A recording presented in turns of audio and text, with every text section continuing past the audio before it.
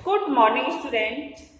आज हम आपको महाभारत पुस्तक के अंतर्गत प्रतिज्ञा पूर्ति पाठ समझाना चाहेंगे। इस पाठ को ध्यानपूर्वक सुने। जब अज्ञातवास के समय दुर्योधन ने जानबूझ करके विराट राज्य के ऊपर आक्रमण किया, जिससे कि वह पता लगा सके कि पांडव वहां छुपे हुए हैं या नहीं। इस बात का पता करने के लिए जब उसने विराट के ऊपर आक्रमण किया तो विराट राज, क्योंकि कीचक की मृत्यु हो गई थी, विराट वैसे भी कमजोर हो गए थे, इसलिए युधिष्ठिर ने और भीम, नकुल और सहदेव ने विराट की सहायता की। एक तरफ से सुशर्मा ने आक्रमण किया तो दूसरी ओर से दुर्योधन ने। सुशर्मा के आक्रमणों का जवाब देने के लिए राजा विराट स्वयं युधिष्ठिर, भीम और नकुल, सहदेव को लेकर के दक्षिण की ओर गई। क्योंकि भीम और युधिष्ठिर, नकुल, सहदेव अपने असली रूप में नहीं थे, फिर भी एक वीर योद्धा के लक्षण उन्हें दिखाई दे रहे थे, इसलिए वो उनको साथ में लेकर के गए। जब वो लड़ रहे थे तो लड़ते लड़ते राजा सुशर्मा ने राजा विराट को बंदी बना लिया। युधिष्ठिर ने सोचा कि यदि ऐसा हो गया तो बहुत अनिष्ट होगा, इसलिए उन्होंने भीम से कहा कि जाओ सुशर्मा को छुड़ा के लाओ।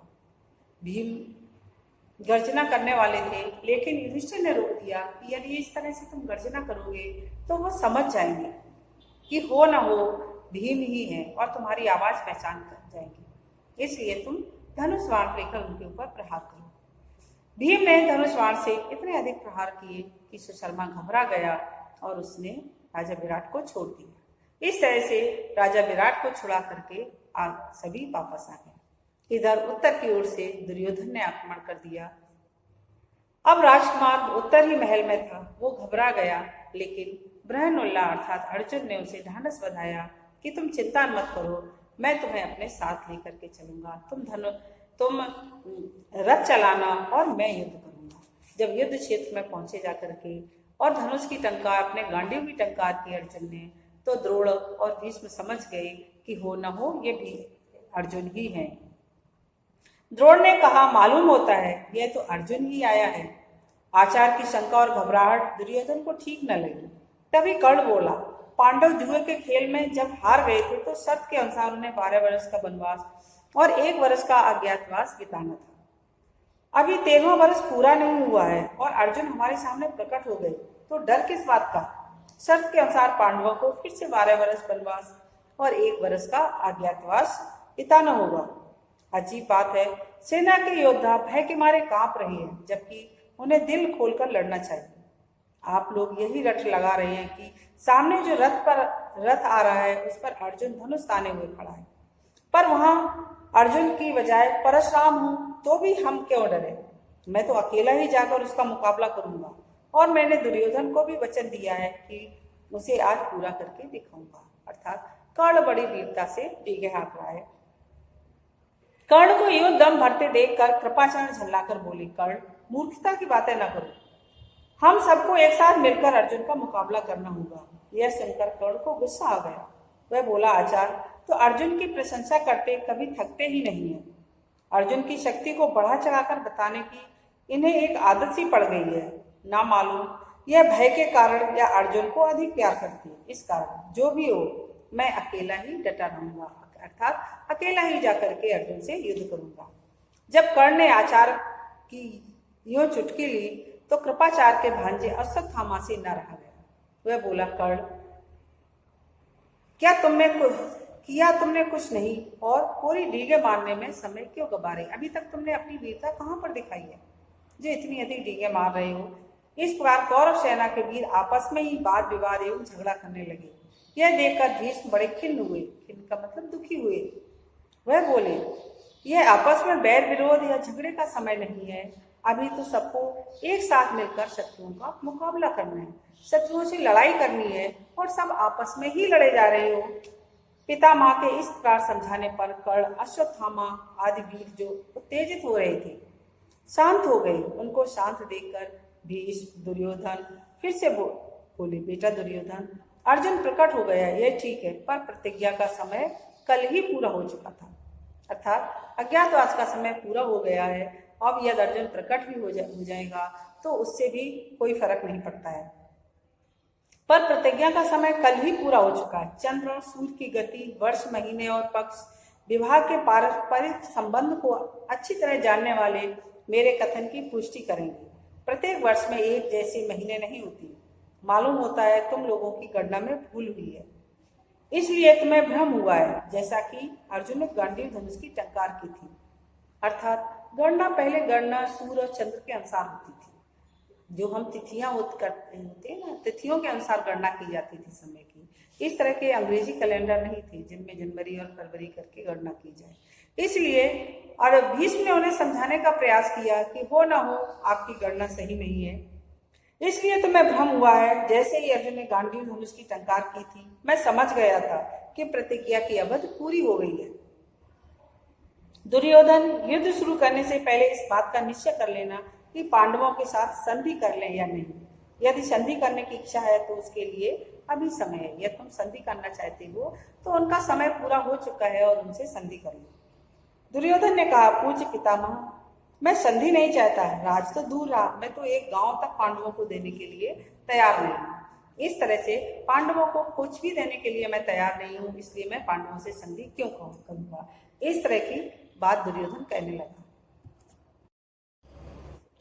यह सुनकर द्रोणाचार्य की आज्ञा अनुसार कौरव वीरों ने व्यूह रचना की। उत्तर ने रथ उसी ओर हाँक दिया जिधर दुर्योधन था। अर्जुन ने गांडीव पर चढ़ाकर दो दो बाण आचार्य द्रोण और पितामह की ओर इस तरह से छोड़ी कि उनके चरणों में जाकर गिरी। इस प्रकार अपने बड़ों की वंदना करके अर्जुन ने दुर्योधन का पीछा किया। अर्जुन को दुर्योधन का पीछा करते देखकर भीष्म आदि सेना लेकर अर्जुन का पीछा करने लगे। अर्जुन ने उस समय अद्भुत रण कौशल का परिचय दिया। पहले तो उसने कर्ण पर हमला करके उसे पूरी तरह से अर्जुन ने कर्ण के ऊपर आक्रमण किया और कर्ण के ऊपर भयानक हमला किया, जिससे उसने कर्ण को पराजित कर दिया। अर्जुन ने जरा सा हटकर द्रोणाचार्य को खिसक जाने का मौका दिया। मौका पाकर आचार्य जल्दी से वहां से चले गए, क्योंकि उन्हें पता था कि अर्जुन से जीतना असंभव है, इसलिए वो वहां से चले गए। अंत में अश्वत्थामा को हार माननी पड़ी। इसके बाद कृपाचार्य की बारी आई और वह भी हार गई। पांचों महारथी जब इस प्रकार पराजित हो गए तो फिर सेना किसके बल पर टिकती। सारी कौरव सेना को अर्जुन ने जल्दी ही तितर बितर कर दिया। अर्थात जो बड़े बड़े वीर योद्धा थे जो लड़ने के लिए युद्ध भूमि में आए थे, अर्जुन ने उन सबको पराजित कर दिया। तो जब उनके महारथी पराजित हो गए तो सेना कहाँ टिकने वाली थी। सेना भी इधर उधर भागने लगी। सैनिक अपनी जान बचाकर भागने लगे। इस भांति भीषण युद्ध करते हुए भी अर्जुन ने दुर्योधन का पीछा करना न छोड़ा। अर्जुन दुर्योधन के पीछे ही भागता रहा। पांचों महारथियों द्वारा अर्जुन को एक साथ रोकने का प्रयत्न किया गया और फिर भी अर्जुन नहीं रुका।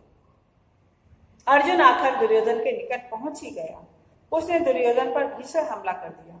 दुर्योधन घायल हो गया और मैदान छोड़ करके भाग गया।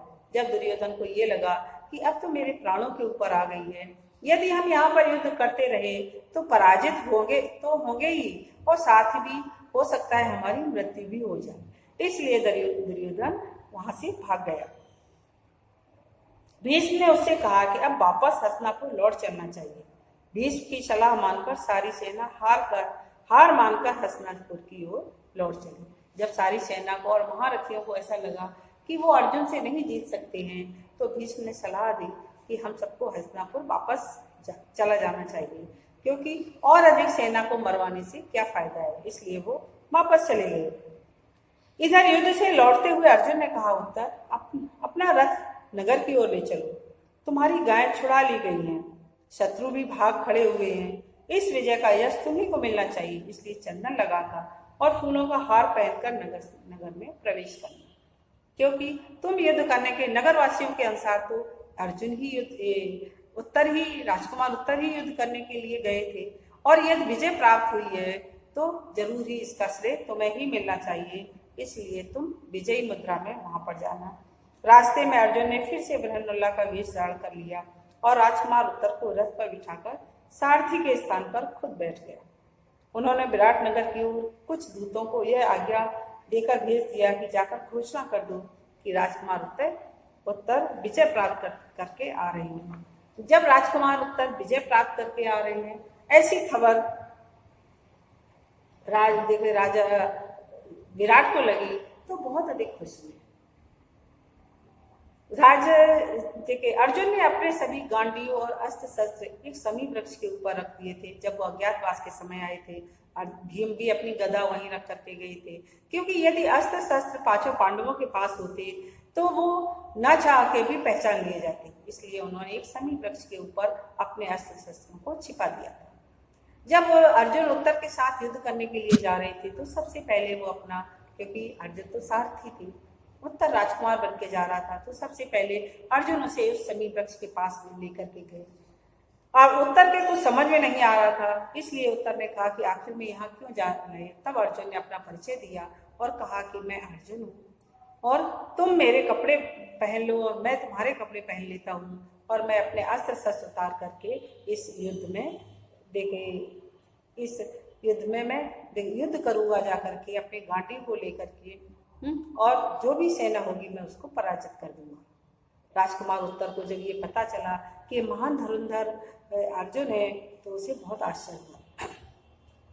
उसने रथ चलाया और अर्जुन ने युद्ध किया, और जब ही सभी कौरवों को पराजित कर दिया तो उन्होंने फिर से अपने वस्त्र पहन लिए बृहन्नुल्लाह के, और वो खुद राजकुमार को राजकुमार ने अपने वस्त्र पहन लिए राजकुमार उत्तर ने, और इस तरह से नगर में प्रवेश किया। नगर में प्रवेश करने पर उन्होंने ये खबर कर दी थी कि राजकुमार उत्तर ने ही युद्ध किया है और वही विजयी होकर के आ रहे हैं।